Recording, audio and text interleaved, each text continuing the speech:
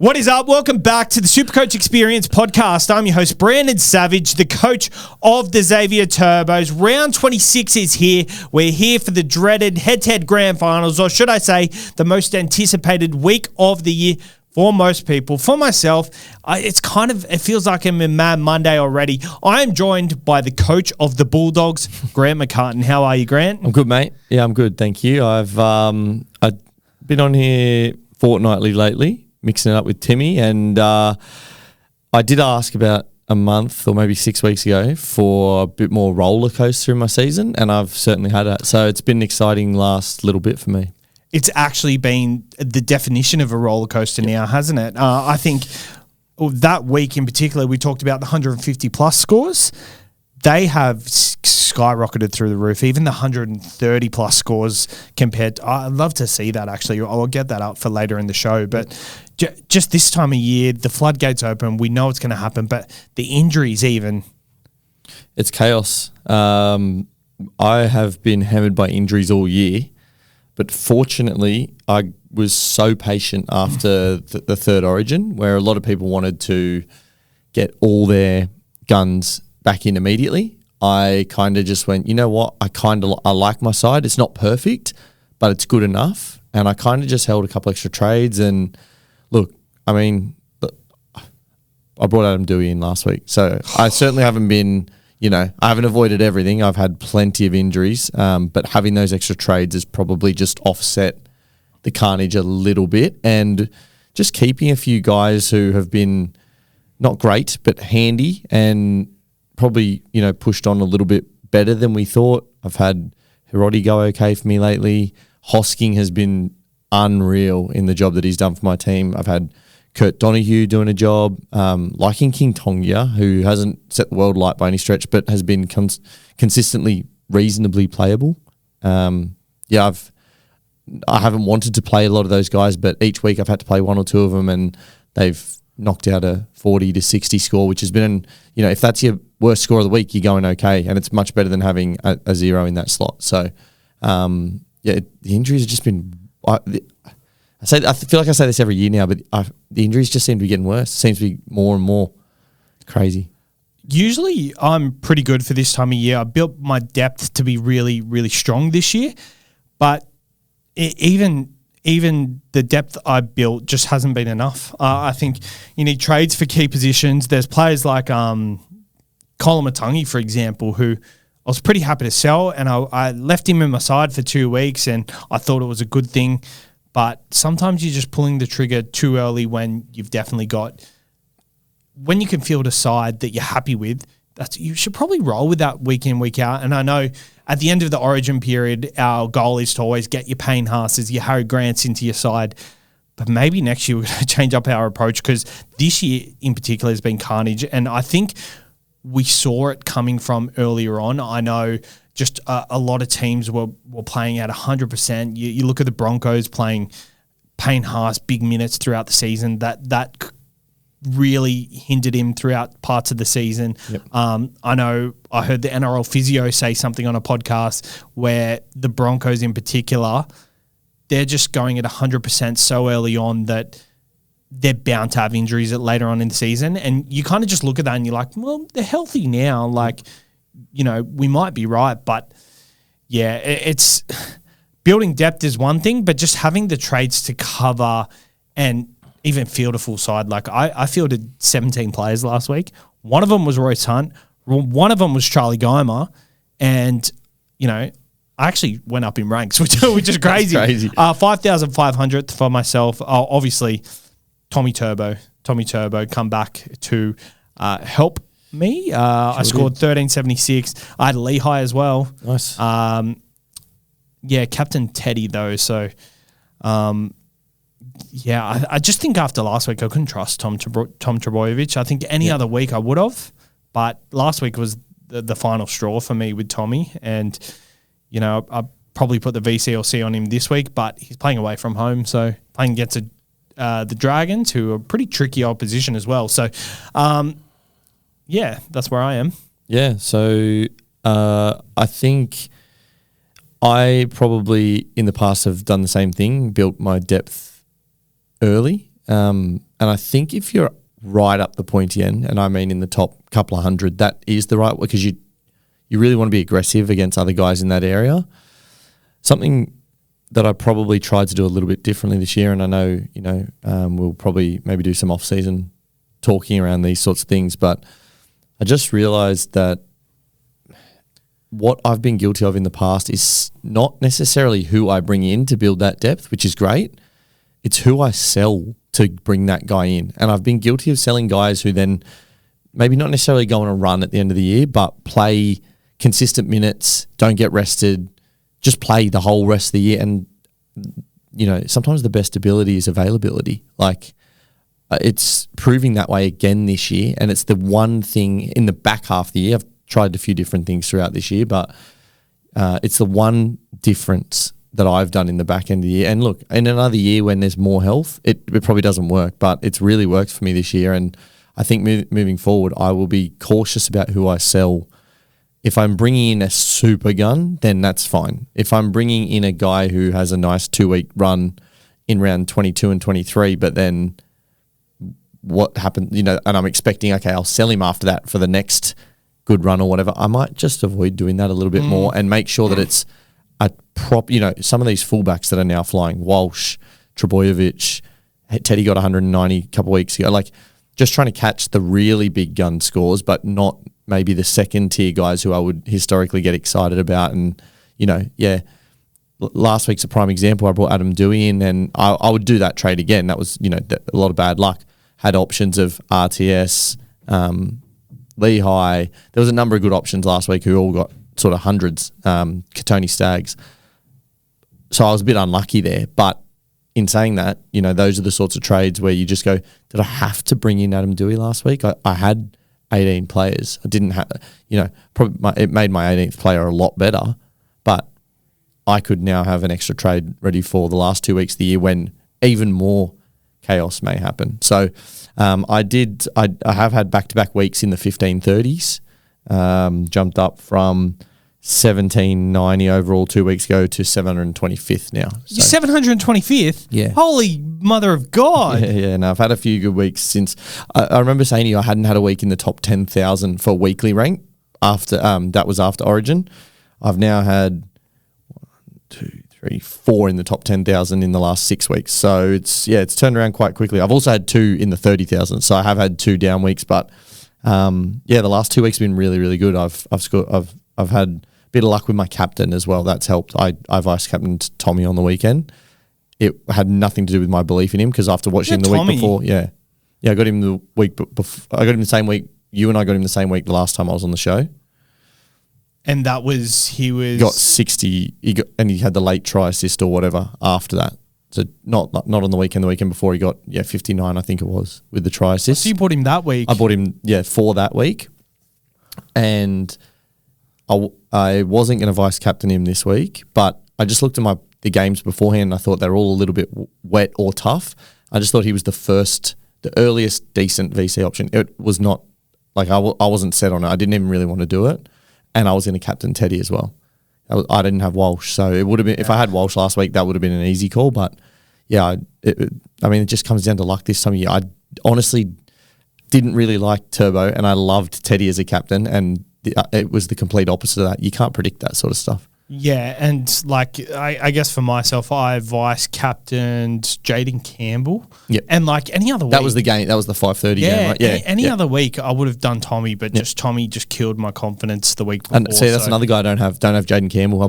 That's another guy I would have 100% preferred to Tommy, and I would have been wrong again. But you need a bit of luck in this game. Yeah, 100%. And I've been getting a lot of it lately, and it's come back to bite me at the moment. But that's rather get all of it out in 1 year and hope that you then get it all back your way next year, you know what I mean? Like, you've had a pretty bloody good run the last few years. Yeah, very consistent. And to be fair, I've had a decent year this year. You did get up to the pointy end, but you used so many trades to get there that it was hard to maintain it. Yeah. And even when I got there, I used trades that just didn't help. Like I sold a Zarko and then bought him back. Yep. And then I think that trade's come back to bite me. The Dolphins, the wheels have fallen off.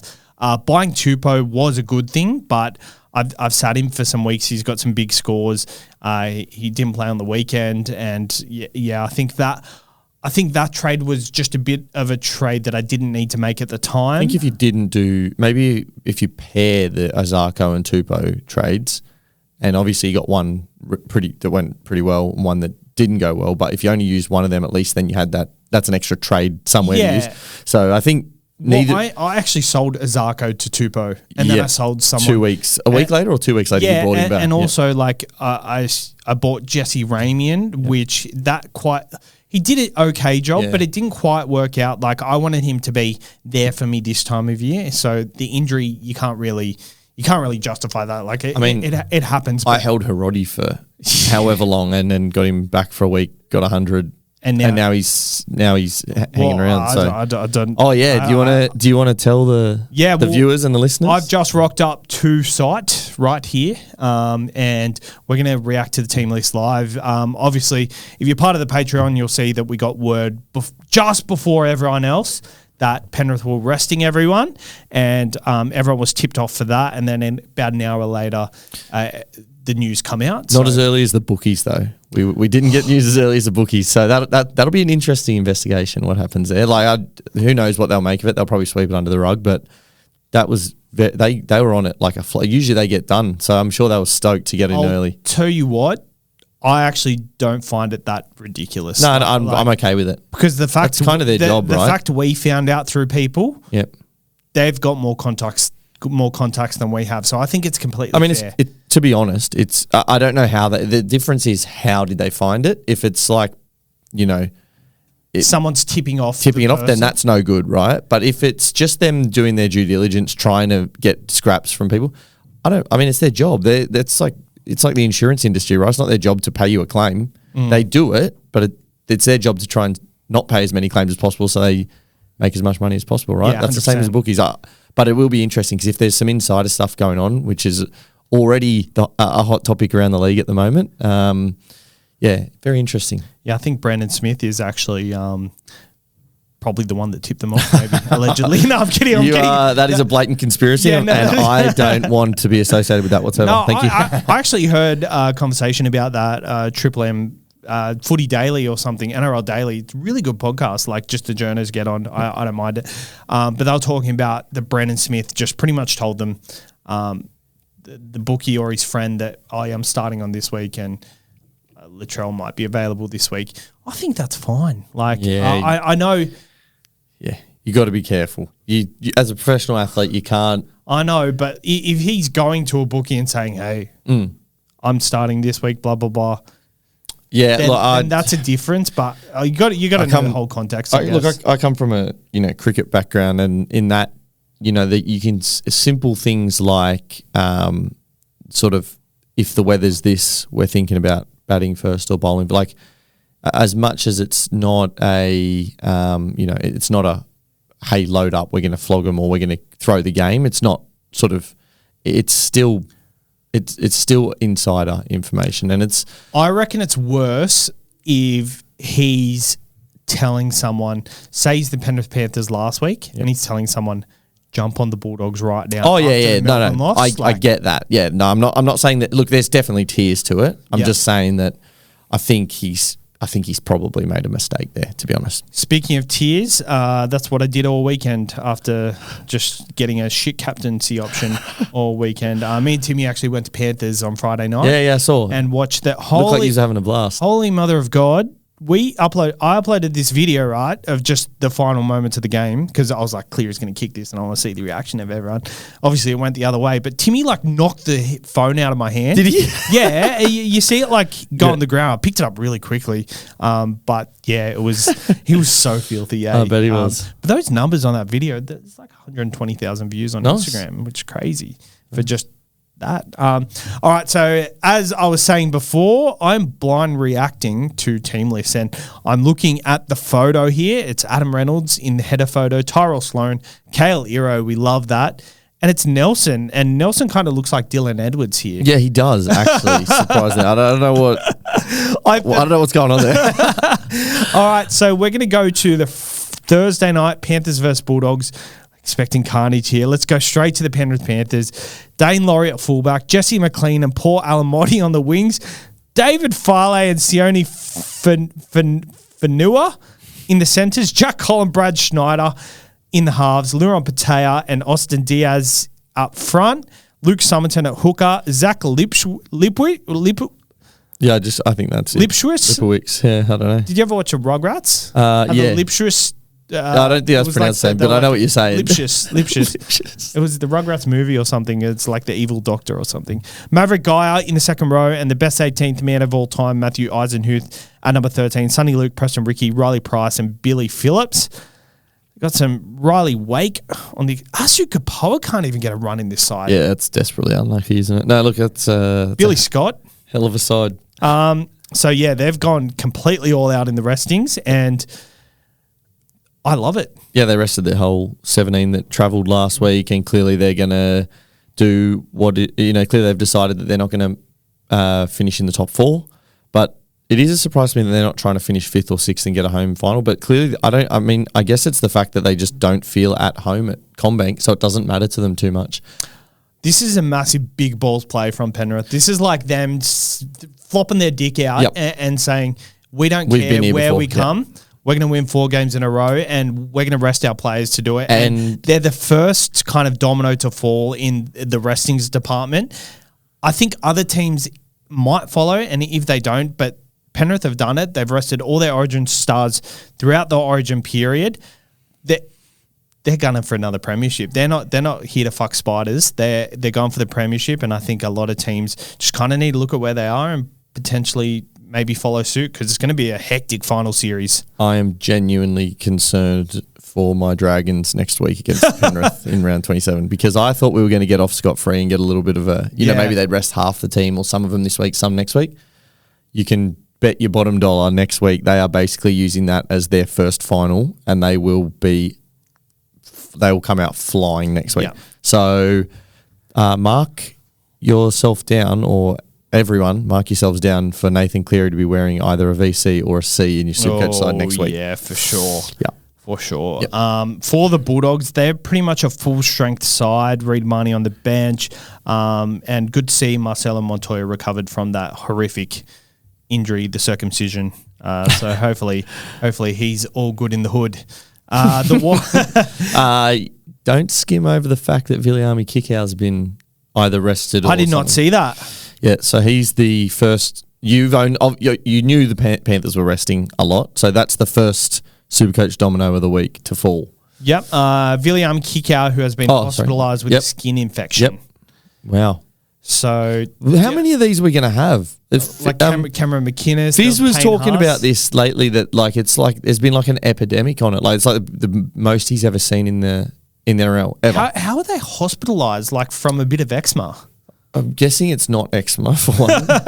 I'm guessing it's a cut that gets infected from like the fertilizers and shit they use on the ground. Yep. But I'll leave it to Fizz to explain how these sorts of things can happen. It's not that's one way that it can also happen from the fact all these guys are elite professionals in in pools and shit like that. He might touch on a beers and break evens tomorrow. So well, we'll wait for it. Suss out that. I actually didn't listen to it last week. After you listen to ours, that is, by the way. Yeah, after of course. You listen to this. Of course, it's the second show for sure. Warriors play the Parramatta Eels Friday, 6 p.m. Chans at fullback. Tanner Boyd retains halfback. I was kind of expecting maybe Tamari Martin to get a sniff back, but obviously they like the way he played last week. But he's at number 14. Halasima is named at number 17, and Nia Corey and Capel are on the edges. So they're pretty much 1 to 17 as expected. For the Parramatta Eels, Yongi at fullback. Dylan Brown remains at centre. Joash Papali'i Moses in the halves. Kelma Tuolangi and Jack Williams on the edges. Dylan Walker starts. Hopgood's been going all right at front row. Yeah, well, whatever the back injury that he's obviously had for a year and a half has either come good or they've found a way to better manage it in the last six or weeks or so, and he's been really good. Yeah, he's been, I wouldn't say back to his best, but he's definitely trending that way, which is good signs for them. Para have been so watchable the last little bit. They're going to be a real thorn in some good side in the side of teams next year, because the style that they're playing is very transferable. They just need to keep Mitch Moses on the park.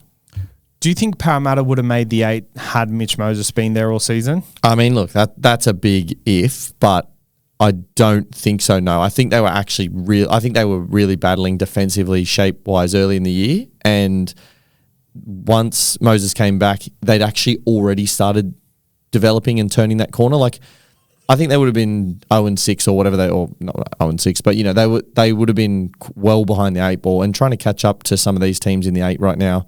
Look, the Roosters have tried to do it, and they're close. There's a little bit of battle for 8th at the moment, but the Roosters were going better than Para were earlier in the year, waiting for Sam Walker to come back, and I think Para had an even bigger hill to climb. So I think they'd be.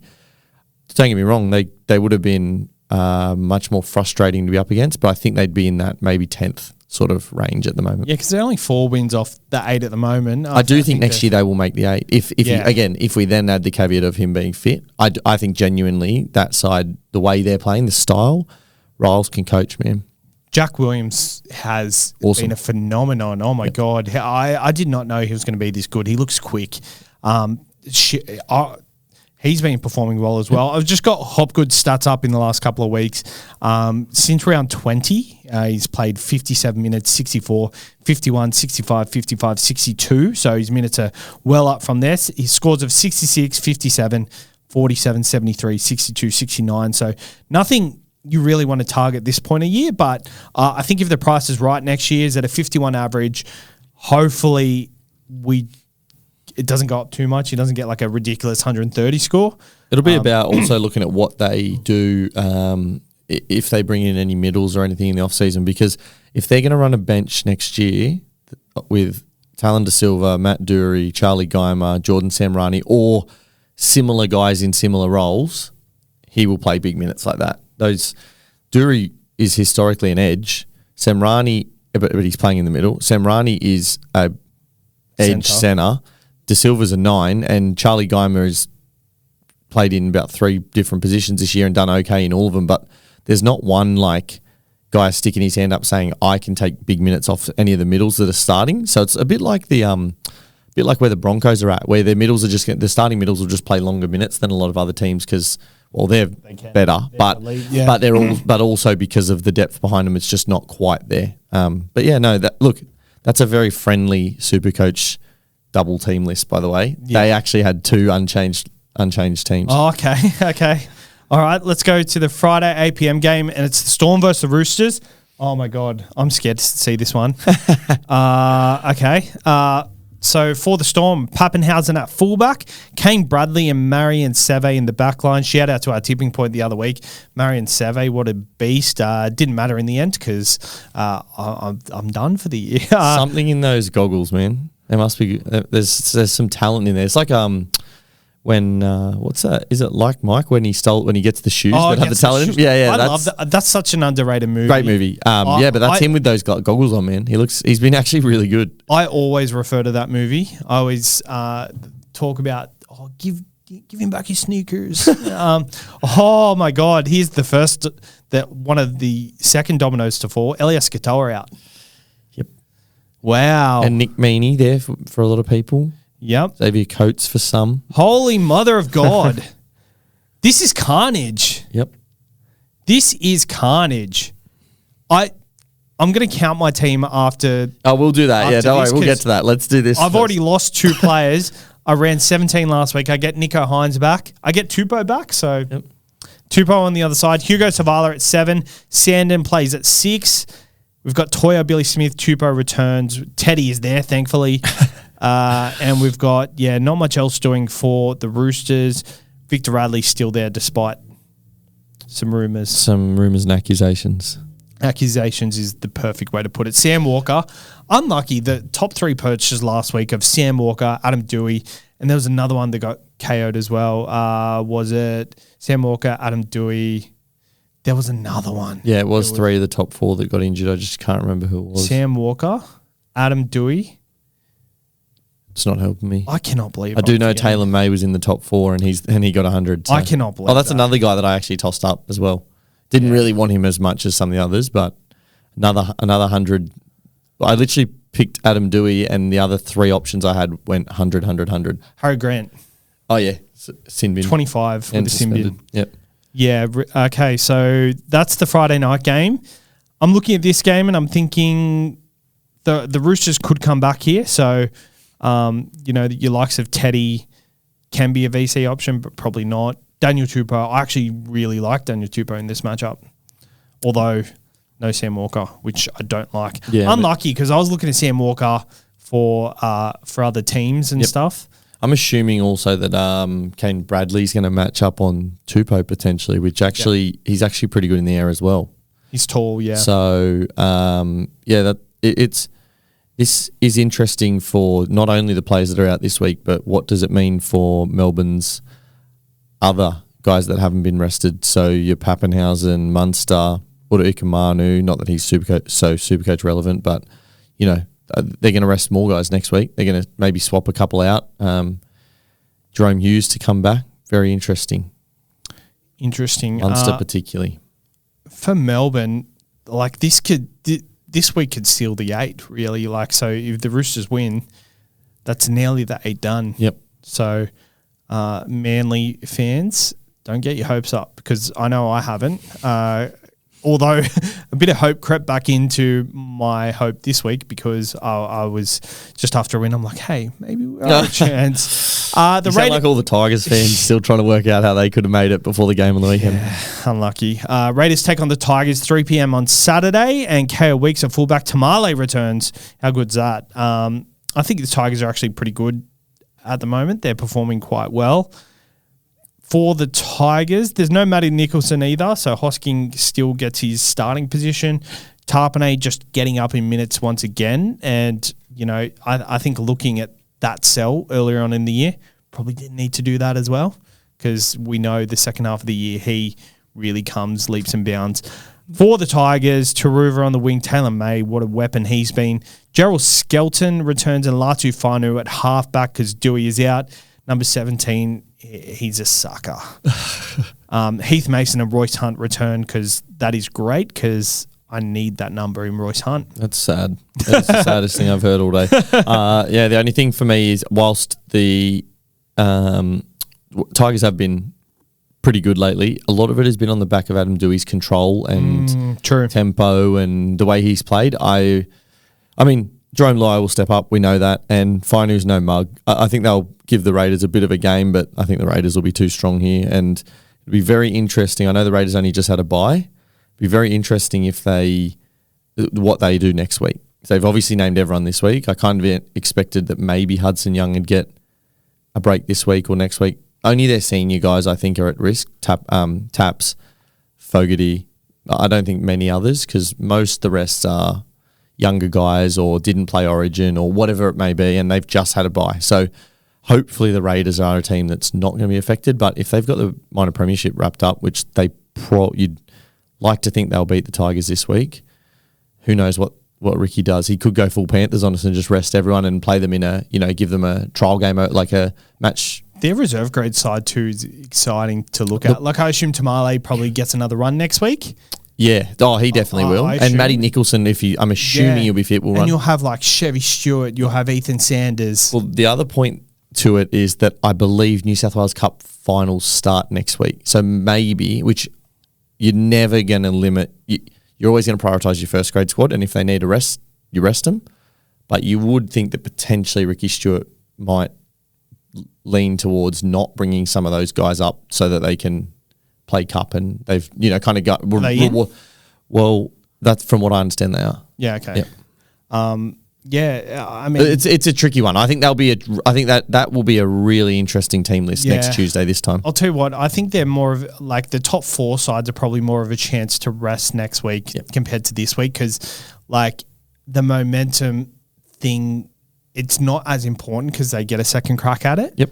Whereas, like if they can rest next week, win the week after, then they're probably set up best for the preliminary and grand final if they make it. Whereas, like Penrith, I think the momentum matters. Yep. And, coming up against the St. George side, they can get a bit confidence out of that. That's exactly what they're using it for, right? I think it works perfectly for what they're trying to do. I completely understand it. I actually thought the Bulldogs were going to win regardless this week, just because this would have been their grand final. Penrith, for them, it's like, oh yeah, we're kind of relying on other results anyway. So we're looking forward to the future, whereas the Bulldogs, this is their grand final. So now it's not. I think it's scarier for both sides. I think Penrith and the Bulldogs probably are better for it in the long term. Like the Bulldogs could get an easier win and they could get a bit of confidence going into the finals. Let's go to 5:30 Saturday. The Dragons take on Manly, and I'm expecting the Dragons to win this one, to be honest. Our two teams playing each other. Yep. The McCartan Savage Cup. I hope they don't name. I hope no one ever uses those names in a cup. It just doesn't work. There's this Instagram page. Savage is actually pretty good. Like I like that on a trophy or cup, but you can't put McCann on there. Yeah, there's this Instagram page that always promotes the matchups as like people from their podcast. Yeah. And I'm just like, that they promoted the Sharks versus Cowboys as one of their co-hosts this cup when it's the Paul Green medal. Yeah. And I'm like, that's so range. You didn't like it? Like, don't try and claim it as your own. But actually, back to Canberra though. Shout out to your brother. He's a Canberra fan. Yep. Hectic Cody. Yep. That's the only reson I brought it up, because I love saying Hectic Cody. He'll love the shout out. If he bothers to listen, because he doesn't usually listen to anything else I say, I'll let him know you've given him a shout out. I know Kane listens usually. So the boys listen, but I just don't know if I don't know if Cody will listen, but he will if he said he's got a shout out. Most people are. Especially if I tell him it's a Hectic Cody shout out, he'll fancy that. Oh my God. Hold on. I'm getting a phone call. We can answer this time of year. Hello. Sorry, I just realised I shouldn't be ringing you on Tuesday. Yeah, I know. Grant McCann's here. You can say hello.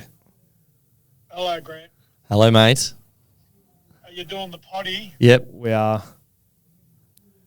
When do you start? Or you start? We're in the middle of it. You're in the middle of it. Hey! We're in the, Balloon, trade him. That's what he said last time, I'm pretty sure. Yeah, it was. Hey, you're at the Bears event on Sunday, weren't you? You're a Bears fan. I was, yes. Thoughts? How was it? How was Mount Meninga? Yeah, actually, you know what? My thoughts, I was a bit indifferent about Mal before, but, mate, what a nice bloke. Yeah? Very humble, happy to chat. Fantastic. I think he'll be good. That's good to hear, because I thought he was a bit arrogant. Being Queensland's coach, I was a bit... He wasn't arrogant at all, and he was happy to stand there and have a chat, have a laugh. Pretty humble sort of guy. Did you get any intel? Who are they going to sign? No, but I told him if he had a spare roster spot for a 58-year-old. All right. That's what I told him. Did you show him your Touch Footy Bears jersey photo? No. You said, I'll come off the back fence for you. Yeah, I told him I was good for one hit up. Oh, okay. I met the CEO, Bears, the new Perth Bears CEO. Oh yeah, I saw that photo. And you might have seen another photo of a lady, Jacqueline Johnson. Yeah, the mayor. No, not the mayor. Mayor? No. No, the lady. Yeah, what about her? Who is she? She's on the Perth Bears board as well. Oh, okay. Yep. And she's and it's funny because one of the guys I went there with, he said, you see all the photos of me standing next to these guys, and you see the one with her right up close to where I am. you ever look at all the photos and just look at how I'm standing, and then the one with her, close I am. I'll riveting audio content. Hey? She's a cracking good sort. Okay, yeah, all right. I gotta go. Rightio, go the Bears. Okay, bye. See you guys. See ya. You wouldn't get that round 1 to 5. No. Back into the year, it's extra audio content for the listeners. I'll actually put up the photos that he was talking about in and we can put up a poll and see if she really is a good sort. Yeah, Might get it up during the episode so you can have a crack too. Or maybe not a crack at her, but anyway. The Dragons play Manly 5:30 Saturday, and Clint Gutherson fullback, Buchanan at centre, Fiona at centre, Tyrell Sloan returns on the wing. They had an injury on the wing, did they? No, Corey Allen I think might have been dropped. Yeah, okay. Jacob Halangahu for the draft players. Gun. Shout out to draft because I beat you on the weekend. You did. I'm in the grand final. Yep. This is the furthest I've gotten in a season of draft. Yeah, I just couldn't keep my side together at the back end, and it was just a bit of carnage. But yeah, well played. Fair play to you. I tried to do some dodgy deals on the side with people who were out of finals contention. Grub. It didn't work out, but Ben Hunt purchase was very good for me. Braden Burns, just absolutely killing it for me. So done some good things, I must say. Jacob Halangahu, actually Jermaine McEwen as well. I think they were three very good ones. Shout out the spy because I tipped him onto Jermaine McEwen. Oh, did you actually? Yeah. He ended up getting him a little while ago. So. Oh, nice. And Jacob Halangahu, so he's someone I might eye off this week depending on buys. Because Tallis Duncan is my best one. Yep. I got him on the free The only agency difference list. is for Halangahu this week is Luch will be on the bench. So I'd assume he won't play 80. Last week he played 80, 62. Yep. I think it was 62 in base power. Yep. And he's like 19 or something, 20 maybe.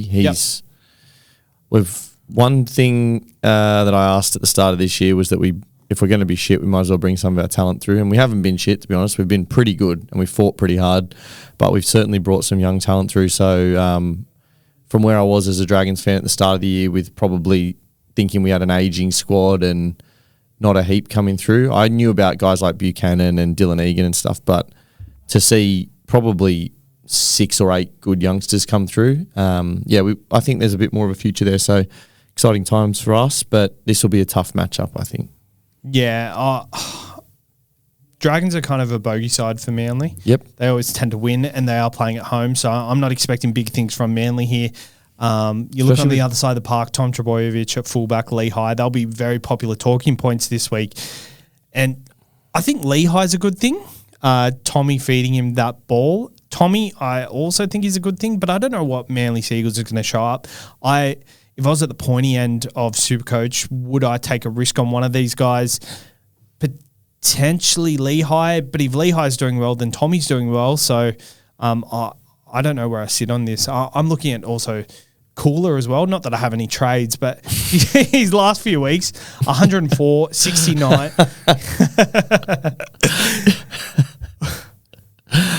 I'm looking at a multi-billion-dollar super yacht as well, mate, but I can't fucking afford it, can I? The last few weeks for him, 104 on the weekend, 69 the week before, 92 the week before that, and 68. He's been on a tear lately, and it seems he's roaming a little bit and getting more attacking stats. We know what happened the last 2 rounds a couple years back when he was playing fullback. He absolutely went on a tear. He's playing in the centre role, so maybe Tommy kind of gets the crumbs there, but I don't know. I really rate how Lehigh's done at this back end as well. Yeah, look, I hope a lot of these games I just hope are open just for Supercoach purposes, and because as much as some of the games do matter, a lot of them don't necessarily matter a lot, and it would be good if that then meant that teams just threw the ball around a little bit and kept it interesting. I really enjoyed last weekend because it felt like teams kind of knew that teams were playing for the fans a little bit last week to an extent already, and I hope more of it happens this week. It is a good time of year just to watch, people try things that you would be pissed off if they tried in round 2, but, why not? And that's why I think watching Manly's game last week, it was just vintage Tommy, just them having fun. You saw just Daly Cherry Evans smiling. Yep. And you kind of want that finish for the Manly Well, they were side. super open defensively though as well. And the Dragons have been really good defensively up until last week when we just lost all ability to play the ball, basically. But we, that's also only the 3rd time this year we've really been hammered in a game. So we could easily try, go back home, get a couple of senior guys back, to Bellin, Sewer, Hame Sele, and just be a little bit tighter. But I think we'll try and play some football. So hopefully it's another one of those sort of high 20s to each team scoring game. It might be close, but that doesn't mean it won't be good for SuperCoach. Let's hope both teams are kind of clocked off. The weather's very nice lately, nice and hot outside. Now I'm wearing thongs at the moment, which is ridiculous. A thong or a pair of them? Both? Both, yeah, both. So hopefully it is a nice open scoring game for both sides, just SuperCoach purposes. The Cowboys take on the Broncos 7:35 at Queensland Country Bank Stadium. This is the Cowboys' last game, so I expect them to aim up this game. Drinky is a massive talking point because do you trade someone like Drinky to, someone like Turbo or a Hammer even against the Titans? I think there's very good options you can go. I think this matchup, Drinky's been so good this year. Yeah.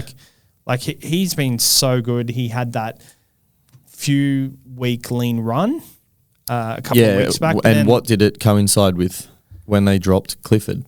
Yeah. When he's had a proper halves pairing, a kicking half and a running half, in I don't care what number Clifford did and where, Clifford's ability to stay out of the way when attacks get into key positions and let Drinky flow, they've been heaps better. And Purdue's played better at centre. As much as I hope that maybe, down the track he does have a career as a 6, you look at Drinky's average with and without Clifford this year, it's ridiculous. Absolutely ridiculous. He doesn't have to be a 6 long term. No, he doesn't have to. He could easily be a centre. It's just that a lot of people like to move into the middle. And I think that would be where... if that's where they might see his absolute best footy being played, but he would still make a very, very good centre. Zach Lomax has always wanted to move in close to the ball, but he's a bloody good winger. Yeah. Leave him out there. Let him play the best spot. Thought on the weekend that Zach Lomax was starved a bit of ball. Yeah, they've been going left a lot lately to Addo Carr. Starved a bit of ball, and I think which is surprising to me. Sometimes that talent is wasted, but someone like Jackson Purdue in its centre, if he's playing 5'8" and Tom Dearden's halfback, they're too similar. If you've got a Jamal Fogarty at halfback, then I think he can work in 5'8" very perfectly. But with Tom Dearden inside, it's never going to work. I think he's fine in centre, them having a ball-playing, run-first type centre. I like... we're getting a bit off track here. But right. Cowboys play the Broncos. There's not much else doing. Jaden Hunt is in its second row. Brendan Pucura, number 17. Payne Haas still there, which I'm excited to see. Ben Hunt, he's actually a very good pod option. The last 2 weeks since he's taken over the halfback role, he turned up last week and the week before. Just give me a sec. He's 480K, negative 10 break even. He has the Cowboys this week, and then he has the Storm, potentially a resting Storm, like a second grade side. But since he's moved into halfback, 70 and 101. Very good scores there, and I actually think the Broncos look a lot better. Yeah, I think I don't know if they look better, but I think they've looked really good. They've also had a very weak fixtures run. They've played some sides that are happy to give up points, basically, and that Walsh has capitalised on it, Hunt's capitalised on it. Do I think they're objectively better off with Hunt where he is? Probably not. I think Ezra and Reynolds were playing good footy as well before they went down. But yeah, they certainly haven't missed a beat without them, but I think it's been more quality of opposition than anything else. They've had a pretty bloody good run of fixtures. Ezra's not looking at coming back until, the finals time, maybe even not make the finals time.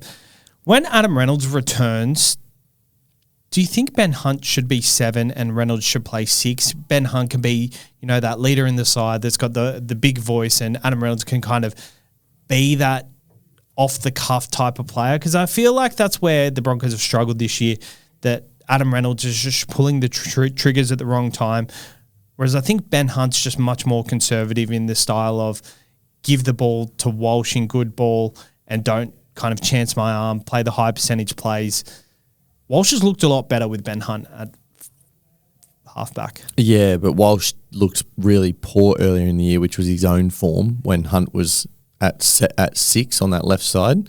But the Broncos as a whole looked really good with Reynolds on the right. Look, they have to wear a number, right? And Reynolds is probably a true halfback, but both those, you could swap Reynolds onto the left side. I think he'd play just as good footy or just the same style of footy. I think it's just a style thing. And I think when Hunt was playing on the left earlier in the year, they were flying in attack. Their defense overall it's been a mixed bag for the Broncos, let's be honest, this year. But yeah, I think they could I think Hunt could do that, but I'd just put him back on the left where he's been successful as well. Like, add in the fact that Walsh has found his feet and his comfort zone. I don't think Hunt was getting in his way earlier in the year. I think Walsh was. How many times did we see in those early rounds when Arthurs was just scoring try after try? He would have scored another 2 or 3 most games if Walsh could land a pass or not overplay his hand or something like that. They were flying down there early in the year, and I could see that happening again if whether Reynolds is on there or not. I think because Ben Hunt is on the right side now, they're flying on the left side early in the year. That coincided with Ben Hunt being on the left side. Now he's on the right side. Tony Staggs, 94 and 108 in the last 2 weeks. I think he's someone that will benefit massively. Yep, I agree, and I think looking back on it, I would have. I don't think I would go him if I had my chance again, because I didn't like that he was matched up on Bradman Best last week. But anyone who can put on 65 Supercoach points in the first 4.5 minutes of a game is worth considering. That was absurd what he was doing to Bradman Best on that side. He just rinsed him. Yep. 3 line breaks in 4.5 minutes is ridiculous. That is ridiculous. The Sharks take on the Knights 2 p.m. Sunday. Will Kennedy at fullback. Kale Iro returns for the Sharks. Hot, bold prediction. Kale Iro plays for Australia at the end of the year. Yeah, you said that. I think the Sharks are a smoky. Yeah, you said that, but then I saw, I think it was Jake who said, I think his dad played for New Zealand. So I think he might be a Kiwi, mate. I think we might lose him to the... Well, I know he's a Cook Island as well. Yeah. But I don't. As I said, I don't know. I saw Jake respond to your post. So, hot tip for you, Hiroti has somehow survived as the other centre. Yeah, that's crazy. I think that's maybe because they do like Hiroti better as on the right, and maybe they like Talakai better as the left only centre. So when Iro's come back in... But I don't know that for sure. I mean, look, could just be that Fitzgibbon's trying some different stuff. I genuinely don't know, but Hiroti did look pretty bloody good in his return game. Where's Rarotonga? He grew up in Rarotonga. That's probably the Cook Islands, is it? In the Cook Islands, country of the Cook Islands. So he grew up in the Cook Islands. Yeah. Playing career in 2019, Iro played for the New Zealand Warriors under 20s. Then before moving to the Newcastle Knights. Another one they've let go. That's good. On 12th of November 2019, Iro signed a 1-year deal, 20s with the Knights. In round 24 of the 22 season, he made his first grade debut. International, represented the Cook Islands, scoring 2 tries. Victory against Tonga. He made his full international debut, 66 win over South Africa at fullback. So I feel like he's a Cook Island, like he would just stay Cook Islands. He could. Yeah, interesting. Well, there goes that prediction. Billy Burns on the edge, Teague Wilton on the other edge. Jesse Colquhoun comes in at lock because Thingo is out. Cameron McInnes. Oh, I forgot to say Harry Grant out for the Melbourne Storm, which means I think Blake Brayley's a really good buy this week. Yeah. Yep.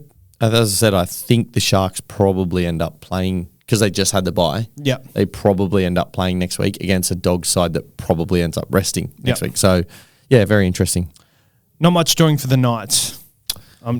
That's a pretty fair one to skip over. Yeah, Gaga fullback. I think that's the only relevant thing there. Yeah, I think they were so staunch for so long defensively, but when your halves combo is Jake Arthur and Jack Cogger, you're not going to beat too many first grade sides. I am fully aware that is a guy throwing stones in a glass house when our halves are King Tongia and Kyle Flanagan.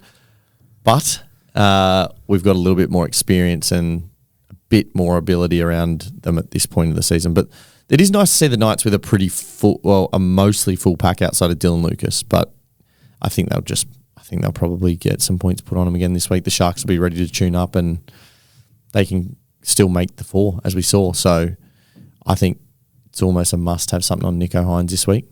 Yep, I agree. And the last game, Dolphins take on the Titans at home. Trey Fuller is named a fullback. Hammer in the centres. Tavita Nafahu on the wing. Jeremy Marshall-King, another decent hooker option on the in at hooker. And for the Titans, AJ Brimson at fullback. Jalen de Groot somehow gets a run still. Oh, my God. That poor bloke, he's had some absolute nightmares out on that wing. Oh, my God. I can't believe he's still going to run and Cam Pierre's just sitting there. Carter Gordon on the extended. Yeah, nice to see him back. Apparently he's played 2 games back I like that. in Q Cup. I hope he gets just a crack. So I just want to see him play. Well, I'd almost rather he doesn't now, purely from a selfish SuperCoach perspective. But in saying that, it would be nice to see if he's available that he gets a game, because he's had zero luck since he moved over, and I think he, from a sort of human being perspective, I think he deserves it. Yep. Keanu Keeney at number 14 and Tino number 13, who absolutely killed it on the weekend.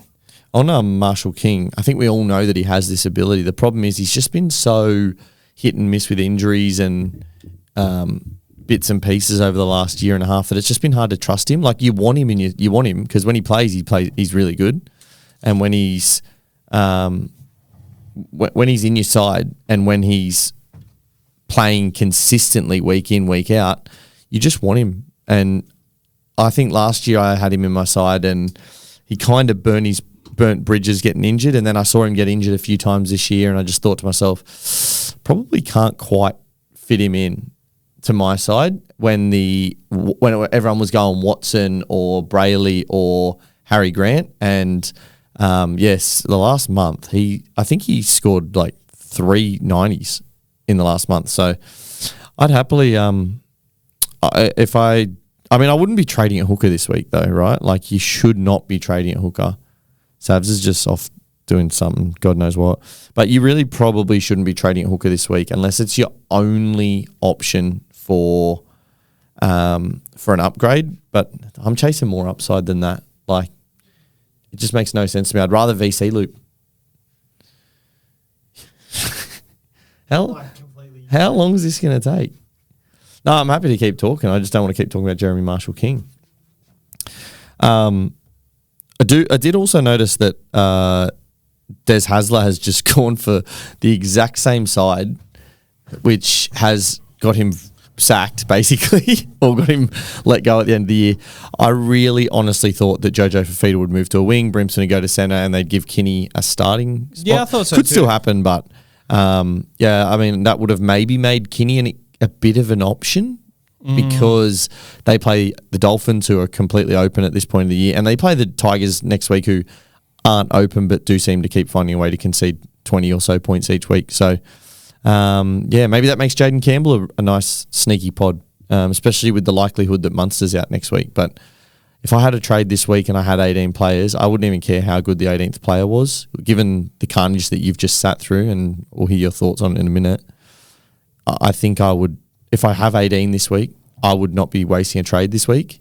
I would actually save it for next week, when there could be even more carnage, or there could be a 1 week upside real pod play. I've had a look at some of the teams, some of the games next week. A good example of it is the Eels have a really interesting matchup next week. Day game, last game of the regular season, 4 p.m. against the Knights. I know Mitch Moses is not everyone's cup of tea, and he's usually not mine either, but as a 1 week play, last game of the season, a guy who's actually motivated because he's missed a lot of games, Eels side on a run, those are the sorts of plays. I'd rather chase that next week and just accept my Kane Bradley or King Tongia this week, whatever it may be.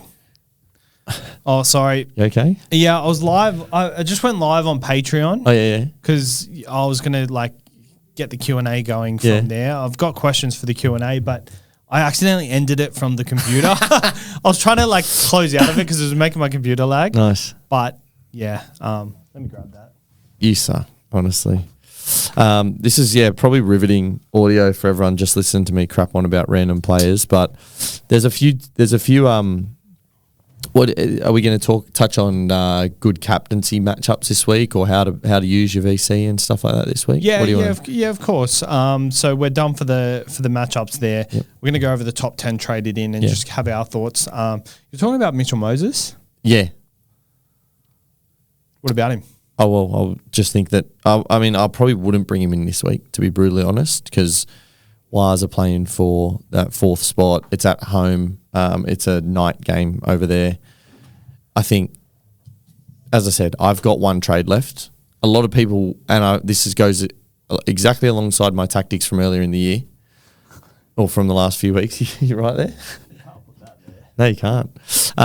It goes against my tactics from earlier in the year. Oh, sorry, it goes with it. I would personally say to anyone who has 18 plays this week, do not, and with one trade left, if you got 2 or 3 or whatever, sure, trade as hard as you want. Or if you're in head-to-head grand finals, trade as hard as you want. But I would personally not trade if I just had one left and I was just playing overall, because I really think there could be a 1 week play next week that could get you a 160 or something like that. Yeah, for sure.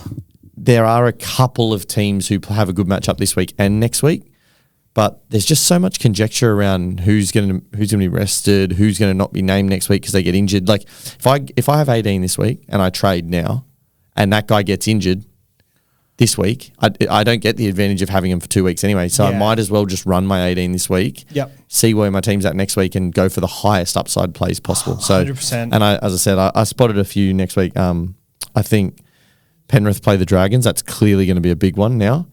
Are you sure? Well, I think it will be because It's like, what if they just pull the brakes up 60th minute? Yeah, that's fine. I just don't. I think Penrith's instructions next week will be play this like it's a final game. Might only be for they might rest people after 60 minutes, but if they're that capable of resting people next week, then maybe it's it's already a score. I think the Eels Knights game should be a good one for SuperCoach. Titans West Tigers should be a good one for SuperCoach. And then there's a lot of tough matchups, and that's why I'm saving my trade, because there's about 4 or 5 matchups where the teams are pretty on paper this week the teams are pretty even, and next week you might be able to pick a guy from one of those easier matchups that no one else has. So that's my long rant while you get this set up. Oh, no, it's set up. The Patreon's live and it's Beautiful. on Grant. Say hello to the Patreon, Grant. What's going on? This is the first time we've got this feature going because it just launched last week. So What, Patreon now only launched last week that you can go live on? yeah, that's within pretty the app. hectic. So That's going to be good for off-season content next year, that sort of next stuff. year So for we sure. can really, really build off it. That's hectic. yeah, and it's on you at the moment. So do you feel awkward? No, not really. Yep, that one's on me too, you dickhead. Oh, yeah, true. All right, top 10 traded in. Number 1, Nico Hines. Yep. Strange. 1,600 people compared to the 13,000. Is that top for everyone, or is that top trades for the top 1% or 10%? Where are you at? What are you looking at? For everyone. So let me Can go we to- at least narrow it to the 10? All right, let's go top 1%. Yeah, so yeah. 99 people are bringing in Reece Walsh. Yep. Do I understand that? Yeah, I get it. Yeah, I like it this week. I get it. I That like Cowboys it this week. game, and that's going to be open. That's going to be so open. Next week they play the Storm, who now look like they're going to rest a few people. It is a Thursday night game, but yeah, I'm not against it. Walsh, he probably comes out and gets another 140. Honestly does. Would not shock me. He probably does. What's up, Patreon? It's now on me. Now I do feel awkward. Keep going. Blake Brayley's number 2. 94 people have brought him in. I actually love this. Yeah, I think it's a know. great one. I get it if you've got no hooker, so you don't want to run an AE loop for 2 weeks, and so you've got that position sewn up. I do get that. Play Someone VC playing smart there. this week though, and maybe you can reverse the trade and Yeah. do something else. Yeah, absolutely. But I do also get that if you put him in that position, you could easily drop, instead of reversing the trade, you could drop Kane Bradley, King Tongia, Kurt Donahue, any of these guys that people probably don't want to play week in, week out. They're more, I get it. Brayley's going to play the next 2 weeks. Tom Trbojevic. I get it, but I don't think it's as good a play as everyone thought after watching last week. I think last week was the time to have him. I still think he could get 100 this week. Don't get me wrong. I don't think the Dragons are defensively stout or anything like that. I just think it's a little bit last week's point. It's not like Tom's also had, 300s in the last 5 weeks or something like that. Like he's been hit and miss. Manly have been hit and miss. They were really up for the DCE game. I think we'll go with, I wouldn't do it myself, but I'm glad I own Tom. I would go like a hammer play this week or something. Something Even though he's interesting. playing centre, I like him against the Titans. There's also heaps of other options. Like people trading in turbo, it's going to be a flex position. Yeah. It's not going to be, it doesn't have to be a fullback. True, that's true. So there's Very got to true. be other. But have a look at the potential last options as few weeks. Turbo 180, Reece Walsh 147. I probably want a fullback. Drinky Yeah. 151. Yeah. But it's the regular customers doing it. Like no one else can really do it apart from the guys that already are. So number 4, Kale Iro, 713,000 coming back from injury. I don't mind it. Yeah, I'm completely fine with it. He can't stop scoring. He scores every week he plays, it feels like, this year. Has he... So the last time he played, he scored. So he's still on the try scoring I think he's still on that streak, yeah. I think we'll he have to is check too. it, but I think he is. And Yeah, I'll check it now. he is the type of guy that I completely get for head-to-head players right now, because head-to-head players, you want some security, especially in a week like this where you've probably just lost 5 players at least from team lists. Yep. Yeah, take the security. Take his... You're pretty much banking on him getting a 70 every single week, I would say. Yeah, basically. he's still on the try scoring streak. Yep. He's scored 1, 2, 7 or 3, 8? 4, 5, 6, 7, 8, 9. Yeah, that's crazy. And Herbie was on the same. Remember him and Herbie were just like every week. I don't think I would go for Iro, because I don't think that he's got a 150 in him the next 2 weeks. But I say that he could. The Knights have been that bad. It's not out of the realms of possibility. It's just he hasn't really got those big scores before. I'd probably chase someone else. But head-to-head players get him because he's a mad pod and his floor is elite. I wonder who I'm versing in the draft grand final, because I'm sure he's on the free agency You better list. go and have a look, mate. No, rolls over tonight, doesn't it? Yeah. So if you're versing Brendan, by the way, which you might be, shout out Brendo, he's in Portugal with Gus. Oh, really? Yeah, that's his brother. So if it's Brendan, he probably isn't going to listen to this, for one. And two, I don't even know if he's going to have any idea what day of the week it is, because they look like they're having a good time over there, the boys. Oh, right. Okay. I'm pretty sure that's who it is, because I'm pretty sure that's who beat me the week before. Oh, well, I might win something this year then. All right. Ronaldo? Yeah, like him as a pod. Yeah. But again, these are the types of things where if you're a head-to-head player, I like him either... if you've already got a solid team, bring him in, chase the upside this week to win, but don't expect as much out of him next week. Karapani on that left edge killed them last week, so I expect similar. And probably things. should have killed them a little bit more, to be honest. He's just a little bit... one thing I noticed about Karapani, he's so strong. Reminds me like the way that To'o carries the ball. He's a bit slow though. He's very slow. He's often behind the play, and Shibasaki's like... I'm ready to pass you the ball, bro. Hudson Young, number 7, playing the Tigers. Don't understand that at all. I actually don't like it. Don't like it. I liked Hudson Young as a buy like a few weeks ago, but I think he's been underdone. The injury is obviously hurting his ceiling, I'd say. And the Tigers have been good. I think the Raiders have stopped relying on him to create as much as they were at one point this year. everyone else they've come real good. Ethan Strange is playing such good footy that they've just lost that reliance on him creating through the left. Strange is now the guy there. It's not the only reason I don't like it as much. I also don't think that he's a certainty to play next week, or certainty to play his normal minutes. That's true. So I don't... Head-to-head finals, I will preface that by saying kick out, Katoa out. People have had other injuries in their second row. Like some people might need a second row, and he might be the best 1 week play for a head-to-head grand final. Just got to, I guess, balance the head-to-head and overall decisions this week. One person who is playing, Tino. Yep. Thoughts? Yeah, I do like it. I think he'll play big minutes this week, and I think he'll play big minutes next week. Playing Dolphins as well. Yep. So I don't know if he'll score. I mean, he did score last week, and he could easily score again. If I had a choice of him or Hudson, I'd go him by a fair way. Yep. And last one, Lehigh. Yeah, I don't know if I like him, but you know what? I'm struggling so bad this week. The Dragons have conceded tries down both wings all year. So if anyone's going to score for them, it's likely to be him it's most likely to be him. That's our weaker side. So yes, I'm fine with it. No, I don't think it's the best move in the world, to be honest. I think there's better centre wingers out there, but everyone sees a 160 and hopes that he can do it back-to-back weeks. All right, so I'm fielding... This will be good. I was looking forward to this bit. So this week, I'm fielding 16 players. Well, that is way better than I thought. I honestly thought you might field 14 or 15. I was kind of hoping I would, to be honest. I'm fielding 16 players. One of them is Charlie Geimer. Actually, I've got 17, so Royce Hunt will be the 17. Yeah, that's fair. Hardly call him a player, but yep. Charlie Geimer and Royce Hunt is part of the 17. That's okay. So. That's pretty much isn't that the same as last week? Very similar. Yeah. Very similar. Do you have you don't have Kane Bradley, I'm guessing? No. And one thing I was disappointed about, I've actually held Herbie as a bit of a I had heard that he... You think he gets a crack next week? I would think... Probably not. I would think that he probably does, but it's only a hemi. It's not like he's come back from an ACL early or something. Like, if he wants to play, I think they'll let him play. But yeah, I've actually got 19 this week. Oh my God, what a dream! I got a free loop then. Yep, at least that's positive. So my 19th player is Kane Bradley, and my 18th player is Larkin King Tonga. So it's not all sunshine and roses. King Tonga has a good chance of some points. It's not all sunshine and roses over here at the Bulldogs, mate. All right, let's go to captaincy choices. Yep.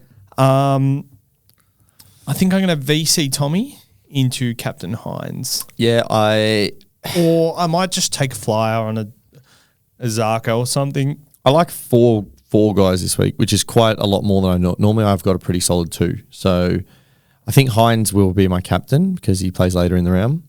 And I have no idea how to decide my vice captain from Kiraz and Turbo most likely. And Drinkwater is a bit of a smoky because I don't care whether the Broncos beat them by a bit or a lot or whatever. I think they'll score and he'll get points. It's as simple as that. I think he'll be heavily involved and the Broncos can't defend. So I think he's a little behind the other 2, a smidge, but Kiraz is very tempting against a pretty weak Panthers lineup. I don't think he would get rested if they do go up by a bit. I think that Tracy's just had some issues. He might go off early. Burton, they don't want him getting injured, so he would potentially go off early. Like those sorts of guys would be the first choice early rests. Crichton as well. Probably that's your 3 guys that if they do get a big lead might get an early rest. So I can't trust him. Like Crichton hasn't been giving him as much ever since they've used this new Crichton roaming role. He hasn't got as much ball. So I don't know. I really like the idea of Kiraz on matchup in terms of just the Panthers having a genuine New South Wales Cup side. But yep. I don't know. You've got Kiraz, I'm assuming. Yeah, I got Kiraz. You got vice captains. Any interest in that? Vice captains on Turbo. I'm just looking like I'm playing for nothing in any of my leagues. So I'm just like, if I captain a boring person, it's not really going to get me anywhere. So I'm thinking like Azarko, Campbell. Yeah, like Azarko against Titans. But I don't know if the Titans come out and play well this week, considering their coaches just got sacked. Well, it's a bit for me like what I've said about the Cowboys game. I think they'll probably lose. I think the Broncos probably beat them, but it could be 50-30. Like it's that Titans Dolphins game could be, there could be 50, 60, 70 points in that. So yeah, look, mate, this time of year, what do you got to lose, right? Exactly. All right, so tipping point is done for the year, so we're not doing that. Yeah. It's done. Yeah, I'm officially done, and next week we'll hear the punishments. Yep. We'll hear the punishments because Timmy has led the way on the podcast. So tune in next week because it's going to be a very nice week. We will see you on the podcast maybe in a fortnight to do a review or something. Yeah, well, once we get to the end of the season and we work out what you've got going on in footy finals and stuff like that, when you want us to do some when you give us a bit of time, maybe you need to put together a little run sheet of what you want us to talk about from our seasons and we can go and do some research. 100%. I think it would be really good to hear from as many of the SC Experience team as possible as well. You might be able to get, I know he hasn't been on for a while, but Jake and Mikey might be able to put some stuff together this year. I think Jake gave up SuperCoach. Really? Yeah. Wow. Yeah. He was going that poorly. Oh, I don't know. Because wasn't he killing it again in BBL? Yeah, he always kills it in BBL. But Jake, I think he was just doing shit at the start of the year and he was just like, fuck, stressing too much about this. Well, I know Mikey's still keen. He's still posting stuff each week. Yeah, for sure. He but loves it. Yeah, I think people like to hear different. Everyone's got different perspectives, different teams. I think there'll be thirst in the off season. I think I am doing SuperCoach Finals podcast with the Masked Wolf. Oh yeah, again. Nice. I think he's ranked 800th. Oh, or 700th.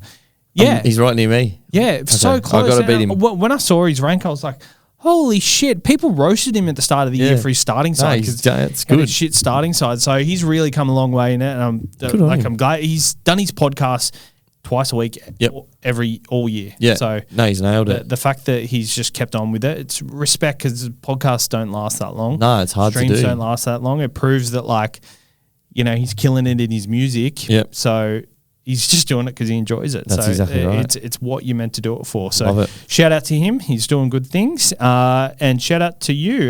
We'll see you on when the season's done and dusted, and we'll review your season. Hopefully it's a nice top 500 rank. Let's see where we finish up. All right. We'll catch you next week. We'll catch everyone next week. We'll see you next week. See you guys.